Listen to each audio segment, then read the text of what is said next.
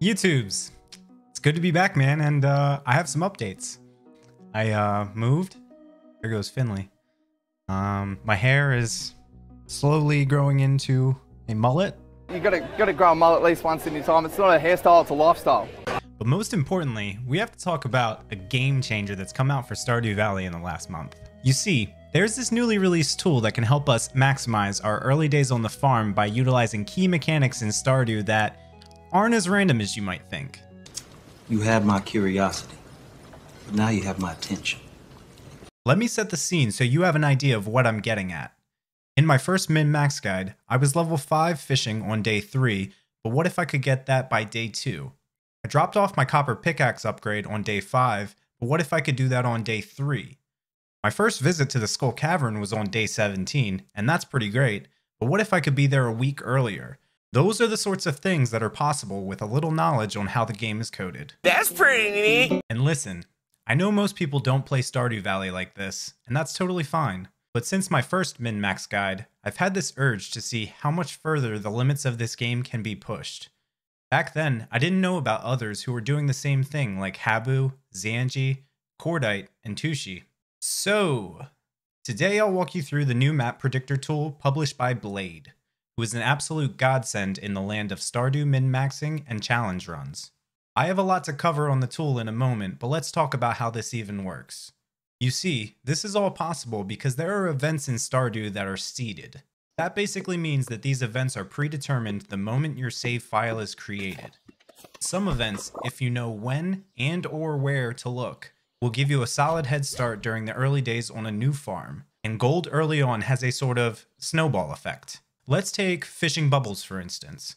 Fishing in bubbles quadruples the bite rate of fish and also modifies the depth you're fishing at, which means less trash caught and a higher likelihood of hooking more difficult or valuable fish. If you know when and where bubbles spawn, you can increase your total fish caught on a given day, which also means more fishing experience. More fishing experience means higher fishing level, increasing your minigame bar size and giving you a choice of professions earlier on. See what I'm getting at? This even applies to mining rocks on the farm. What if you know whether a rock will drop coal or not? Breaking a rock on your farm that drops coal is worth 6 experience, while a regular rock is only worth 1. Or how about knowing what rocks drop geodes? They can be cracked open at Clint's for early access to valuable ore before the mines are even unlocked on day 5. Thing is, you can find all of these things out by meticulously running through the map every single day, taking notes, and then resetting the day. As long as you don't save at the end of the day, these mechanics remain the same. The problem with this is that scouting the map is incredibly time intensive and not very realistic. Until now. Introducing the Map Predictor. This little guy is like a Swiss Army knife for Stardew data. The Map Predictor reads your save file and gives you key insights into things like where and when bubbles will spawn on a given day, what rocks will give you coal or geodes when you smash them, where geodes and ladders can be found on every floor of the mines, and much more. Wow. Full disclosure, you'll need to be able to upload your save file to Map Predictor. While that's easy to do on PC, it's more difficult on other consoles. So yeah, you'll need to have access to your save file folder location, and that sucks. I know. But even if you can't use the Map Predictor, I hope some of what I'll go over can help your playthrough nonetheless, because the mechanics are still the same. If you have access to your save file, you're already halfway there. Map Predictor is now available on Nexus Mods, link in the description below. It's not really a mod in the sense that you run it with your game. You simply download it, open the tool, upload your save file, and you're ready to get started. This is where the fun begins. Okay, time to go off script for a walkthrough using the Map Predictor. If you're impatient like me, you're about to click the link below and try it for yourself. I get that, but before you do, like the video if you like the video, and subscriptions are still free, so I don't know. Anyway, let's get this thing fired up. The first thing you'll be greeted with when you open the Map Predictor is a nice blinding white screen. You see we have two tabs here, the Mines tab and the Locations tab. We're going to start off at the farm, so I'll put that to farm, the location set. And next we have an upload save button. So I'm working off of a spring year 1 day 2 save, and I'll upload that up. It'll automatically load daily luck, days played, all of that good jazz. Now an important part is I can hop into my game, go to options, and take a screenshot of what my farm looks like. That's because I can upload that map to the predictor itself. And there we go. So this is the current state of the farm overlaid on the map predictor. Now, there's a lot of modes here. I'll go through most of them. Let's just click Analyze File because it's a combination of the stones and tree felling and artifacts. So I click Analyze File, and I can see that this rock down here has coal in it. You can also see that this tree will drop 2 seeds, or pine cones, I should say. So if I hop into Stardew, let's go hit that coal over there.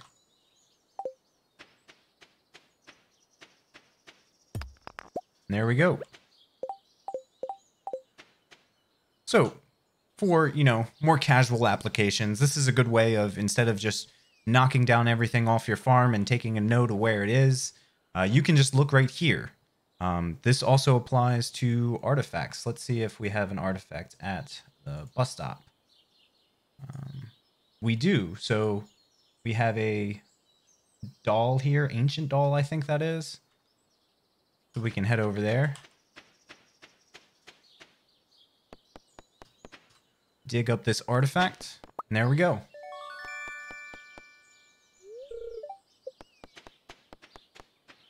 Okay, so now I'm going to head over to... Oh, here's a leak. I'm going to head over to the ocean. Day 2 is where you can... the first day you can get a fishing rod from Willie. And I'm going to kind of showcase why I'm using this file. Basically, I created a bunch of save files and started combing through them. And I noticed this one has a lot of bubbles. So we're going to be getting here at 11:30. We'll skip the cutscene. And let's take a look at the map predictor. So we're going to switch the location to the beach. It's on Analyze File, so we see there's an artifact spot up here.